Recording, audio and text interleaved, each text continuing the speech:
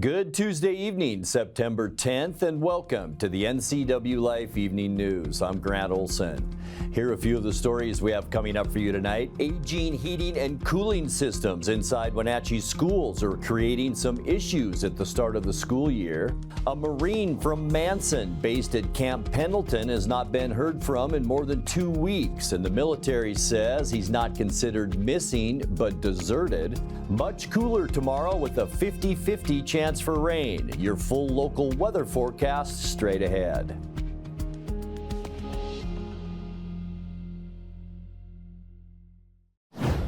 The Chelan County Regional Justice Center says 2 people were arrested and 3 inmates charged after trying to smuggle drugs into the facility using a hole in a window frame and a length of string.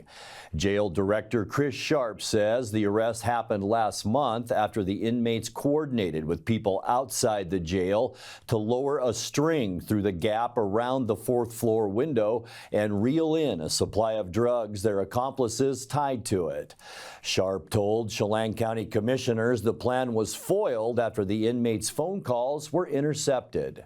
There's an old laundry room in our cell for Frank that's been locked up. They broke it, they got in there, and they dug out through the window, but we got them. We coordinated with Wenatchee PD. They had a fishing line down the side of the net, and both were arrested here on the sidewalk. And the 3 people that were in the window that they broke into were all charged with trying to get facility. So this was all done by Deputy Lewis and the K-9 program, and that's just a huge success. The Winnie fire on the upper end of Nahom Canyon has been contained, and nearby residents have seen their evacuation warnings drop from level 2 to level 1. The fire ultimately burned about 12 acres after it began as a structure fire in the 300 block of Winnie Lane about 9:30 yesterday morning. Traffic along Nahom Canyon Road was limited on Monday while firefighters on the ground and in the air tackled that blaze. The road has now been fully reopened. Meanwhile, the 17-acre Blewett fire at the peak of the Highway 97 pass was pronounced fully contained Monday afternoon, although the Swak Creek fire continues to burn between Blewett Pass and Cle Elum. It's now at 200 acres and burning with no containment. Aging heating and cooling systems inside Wenatchee schools are creating some issues at the start of the school year. The recent hot streak has caused HVAC system failures inside several Wenatchee School District buildings. The air conditioning went out in early July inside Orchard Middle School, which put students on a half-day schedule to start the year until the district was able to install temporary air conditioning units inside each classroom last Wednesday. The district is waiting on parts to arrive to fix the system, and Wenatchee School District Communications Director Diana Haglund said in addition to the cost of repair, the installation of emergency cooling units will be between $15,000 and $30,000. Other cooling issues also occurred at Mission View and John Newberry Elementary Schools, Valley Academy, and Wenatchee High School.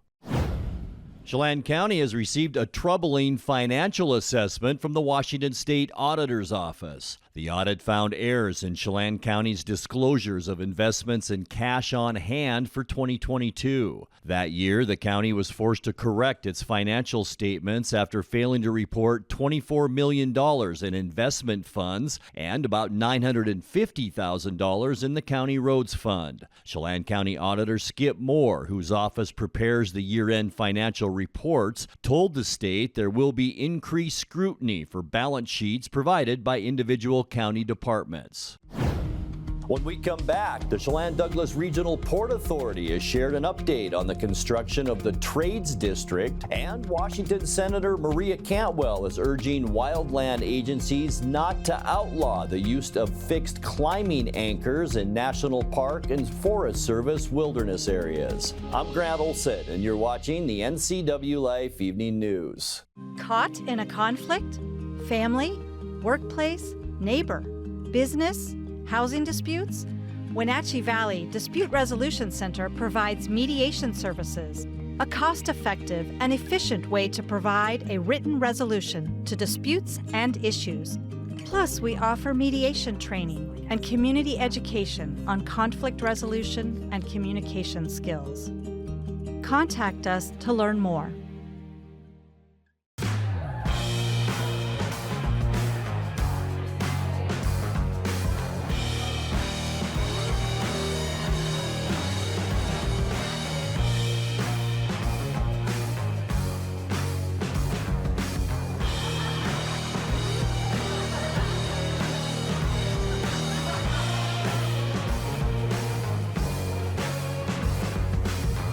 Check out clubcrowcashmere.com for upcoming events and tickets.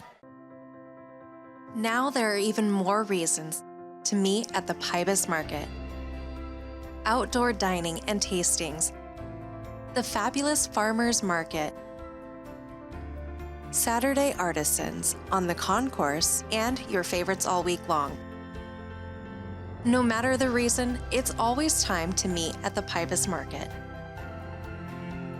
Pybus Market, where community meets. Bring the whole family up to Stormy Mountain Brewing and local public house in historic downtown Chelan. Applewood smoked brisket, street-style tacos, and our award-winning barbecue rubs and sauces. Our meals pair perfectly with our exciting lineup of craft ales, made right here in Chelan. We've got room for big groups, or give us a call for catering. So grab the kids and check out the fun at Stormy Mountain Brewing and local public house located in the heart of Chelan. A Marine from Manson, based at Camp Pendleton, has not been heard from in more than 2 weeks, and the military says he's not considered missing, but deserted. 23-year-old Lance Corporal Cameron Bailey enlisted in the Corps in 2019 and was due to leave the service this week. But Bailey dropped out of sight August 25th after visiting a bar in Carlsbad, California.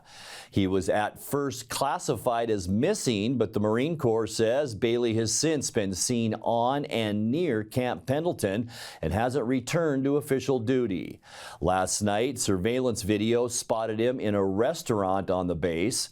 Bailey's family says they've had no contact with him and that he may be in distress.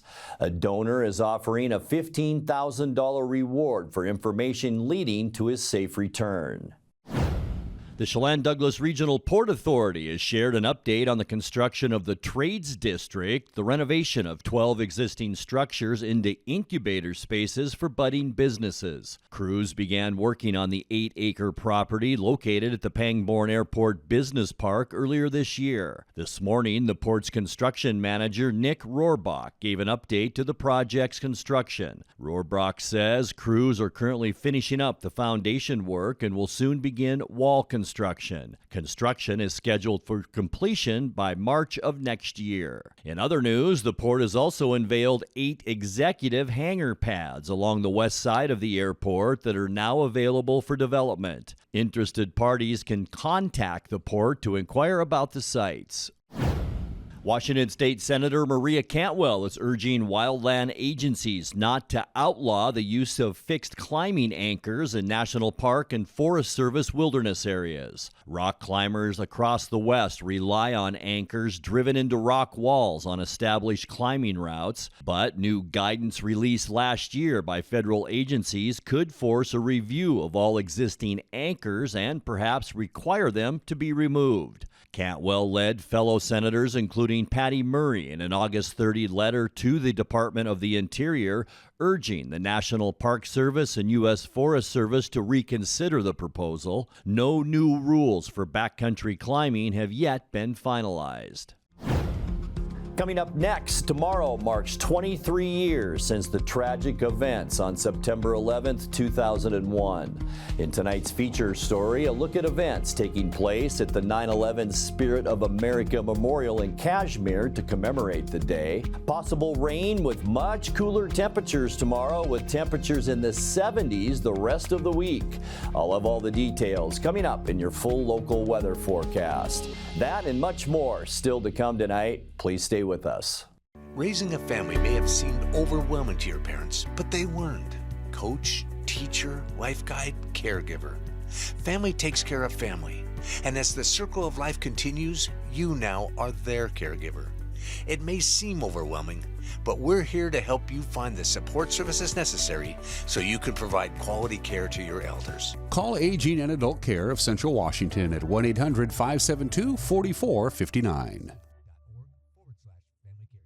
Let Merry Maids custom cleaning experts help you clean up your to-do list. Between work, kids, and pets, it's hard to find time to keep up.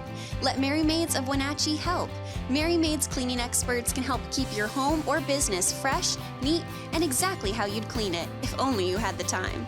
Call now for a free estimate, 509-663-1710. Serving Chelan and Douglas counties, Merry Maids, let us help. Want to stay up to date on the latest news in the area? Tired of paying for your news? Download the NCWLIFE app now. No subscriptions necessary. Get news, weather, sports, and more live as it happens. Available for iPhone and Android in the App Store. Local news at your fingertips. Don't miss the stories that matter to you. Stay connected. Download the NCWLIFE app now. Building your business is easy and affordable with television and digital marketing options from NCWLIFE, your local TV station. Get your business seen and heard on 18 top networks, including NCWLIFE. Have you seen a local ad pop up on your phone? We do that too. Target your market with NCWLIFE's managed account programs that save you time, money, and give you great results. Advertising with the NCWLIFE channel is the best value around. Tomorrow marks 23 years since the tragic events of September 11th, 2001. In honor of those who lost their lives that day, all are welcome to gather at the 9/11 Spirit of America Memorial in Kashmir for a remembrance ceremony at 11 a.m. Part of the event will include a naturalization ceremony that will celebrate 30 people becoming U.S. citizens. In tonight's feature story, NCWLIFE's Dan Kuntz spoke with Foundation Chairman Doug Jones and Hand in Hand Director Norma Gallegos to learn more about Wednesday's events. Taking over the chairmanship of everything that's going to be happening here on Wednesday, that was kind of an easy thing for you, right? Yeah, definitely. I've been on the board for probably 8-10 years, and Tom Green had taken the board from when this whole thing started, so it took a couple years ago I took it from him, and he's still on the board, still a very active member, and we work very closely together. It's a great board. Mm-hmm. Every state is getting a Spirit, or either has one or is in the process of getting a Spirit of America Memorial. There'll be 50 of them in 50 states. The Washington State one is right here in Kashmir, and this is maybe the best one from an aesthetic standpoint, from an emotional standpoint. You can't stand on this campus right here where we're at. Oh no, and no. not right. feel it. Right. Yeah. No. The elements that we have here, the Twin Towers over here, are always people love to see that and put their hand on those and really remember. I think one of our missions for our committee is to really educate, and a lot of people, as we're finding, are attending our ceremonies or are coming here who don't have a memory like you and I have. So to have all these elements and to really have people come and look and understand what happened that day through experiencing these elements is really important to us. On 11 o'clock on Wednesday morning is when the ceremony will begin. I'll call it a ceremony. I'm trying to think if there's any other way to put it. There really isn't. Doug, give us a brief run through of what exactly the program is going to be? Sure. Every year we have the Seattle Pipes and Drums come, so they'll open it up. They have amazing to see them come in, a very solemn and very respectful opening to the ceremony. Civil Air Patrol is going to be coming and doing our presentation of colors. Then we have our guest speaker this year is Hank Kramer. You haven't heard of him. He's I would say a renowned folk singer that lives right up in Winthrop. And so he is also someone that I met in my reserve career several years ago. His story is that he was in the active Army, and he retired or left the Army, and then when 9/11 happened, he came back in as a reservist and wanted to serve his country more after 9/11. So he's definitely got a tie there, but tremendous man, got a lot of experience, and he's going to be our guest speaker. And after he speaks, he's going to share some special music. He's also going to sing our national anthem. So just a very talented and a very good speaker and a very patriotic man that's going to present for us this year. And Norma Gallegos is a really good, cool, wonderful human being whose heart is so big. I don't know even how it stays inside her body. And for the last number of years, Norma has been running the Hand to Hand Immigration Services Group.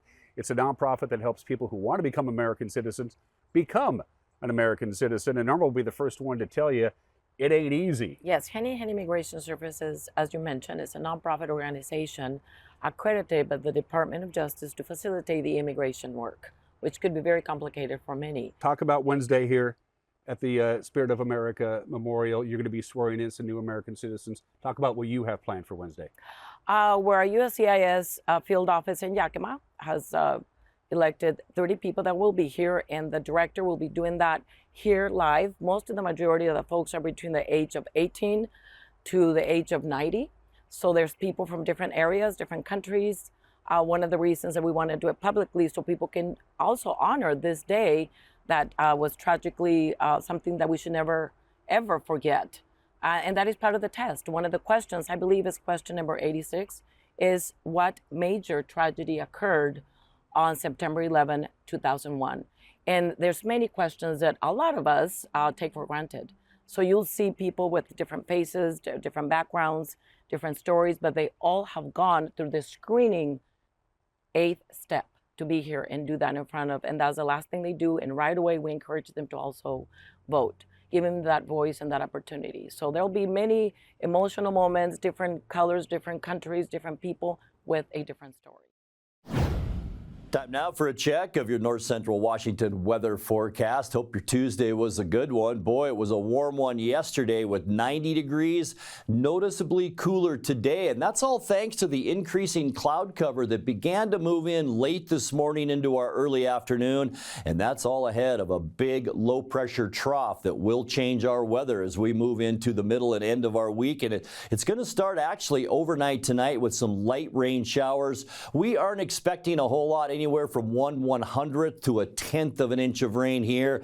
The heavier rain will happen as you move to the east around Spokane and especially into the panhandle of Idaho, where some locations could see up to 1 inch of rain tomorrow. And we're talking temperatures 15 to 20 degrees cooler than we've been seeing. Today, it was still a warm one, still above normal. 83 unofficially our high temperature. Our normal now is 79 degrees and our record high 96 set back in 2011. This morning, nice and mild, 63 degrees, and that's way above where we should be. 54 is our normal low, 44 our record low, and that was set in 1972. Sunrise this morning, 6:32, and it sets tonight at 7:22. All right, getting into those Wednesday temperatures, and you're going to notice a big change, at least 10 degrees cooler tomorrow.